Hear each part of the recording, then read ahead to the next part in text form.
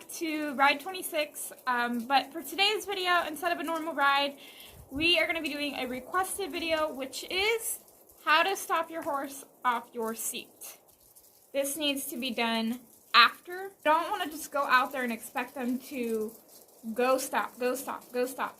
You want them craving the stop, you want them craving the rest and the relaxation, and that's why you should do it at the end, because it's going to make more sense in their mind, because they're wanting to stop, they're wanting to catch their breath and relax.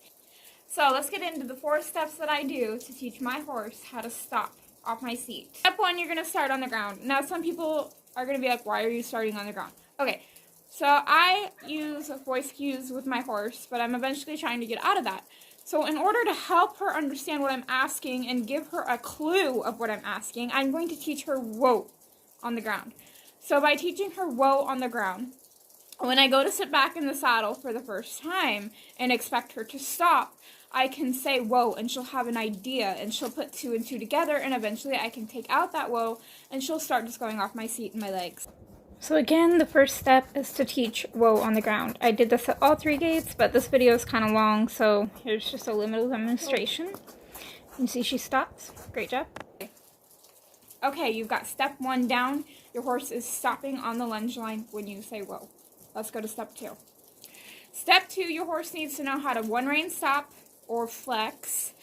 Your horse also needs to, if you're the type that pulls back, which I am, that's how I grew up, it's just a habit. So your horse needs to know either how to 1 rein stop or flex and what pulling back means. You can teach this on the ground. Let's go do that. So same thing here, I'm going to make sure my horse knows how to flex, which she does a really good job of, and I actually loosened the rein there. She took her head back quite nicely. She didn't like jerk it back away from me. And then since I pull back most of the time, I'm going to ask her forward, and then I'm going to pick up on the reins and pull back and say whoa. So she understands those. Step number 3, you're going to ask them to move forward once they understand whoa, 1 rein stopping, or pulling back. You're going to ask them to move forward. You're going to start at the walk. Ask them forward. Now, I over-exaggerate my legs and put them really far forward. That's just how I ride. Some people barely move their feet forward. Some people don't move their feet forward at all, and they just sit. That's fine. Whatever works for you and your horse, you're going to do. So, you're going to ask them forward. And thank you, Blue Rock Horsemanship, for reminding me. You need to count to 3 or 5 or whatever it is. And you need to make it a consistent number. So like 1 Mississippi, 2 Mississippi, 3 Mississippi. And then if they don't stop, you're going to pull their head around or pull back until they stop. I like to say whoa as I sit. So eventually I can take whoa out of it. So that whoa is just that extra cue that she already understands. What I mean by sit back or sit deep, some people don't explain it. So if you're riding, and this is your normal sitting position, you're going to kind of over-exaggerate, almost like you're standing, and you're going to drop your legs out from underneath yourself, and it's going to kind of push some pressure in the back of the saddle and push it down, and that's going to be like a cue. So you're going to go, and you're going to sit. If you want to move your legs forward, move your legs forward. And you're going to say whoa, or if you don't want to say whoa, you can skip that. 1 Mississippi, 2 Mississippi, 3 Mississippi. If they don't stop and they continue to go forward, you're going to either 1 rein stop them until they stand and stop moving, or you're going to pull back until they stop. You're going to stop, give them about 30, 45 seconds to think about it, rub on them, let them just breathe and think for a minute. And then you're going to continue to try this. So off we go. We're going to go work on our woes. I do want to say I did not canter her this day. She didn't really have the most attention on her. But I did do trotting, and I hope this video helps. So if you guys have any questions, maybe I didn't answer something, maybe I didn't explain something good enough, comment down below and I will definitely help you. 1, 2, 3. She's going to stop or pull up. Understand for a minute.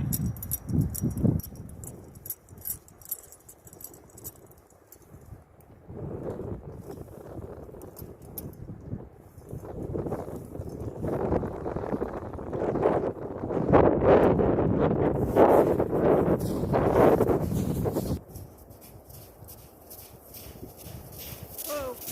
1, 2, 3. Gonna stop, pull up.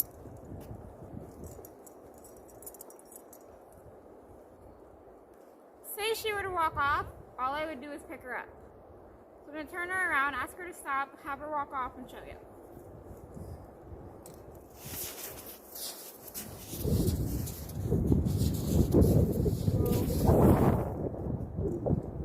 Say if she were to go to walk off.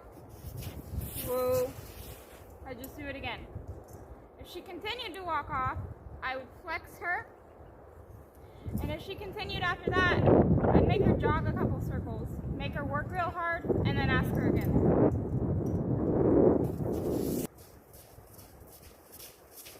Whoa. 1, 2, 3, there. I almost had to pick up, but I didn't. Step number 4 is self-explanatory. You're going to speed them up when you're ready. So you're going to practice this only at the walk until they get to the point where you sit and they stop. Then you're going to move up to the trot and then the canter. I hope this helps. I'm not the best at explaining things. I'm really sorry if it's not making a lot of sense. If you have any more how-tos, questions, maybe you need something more in-depth explained, comment that down below and I will definitely do that for you guys. Alright, bye guys.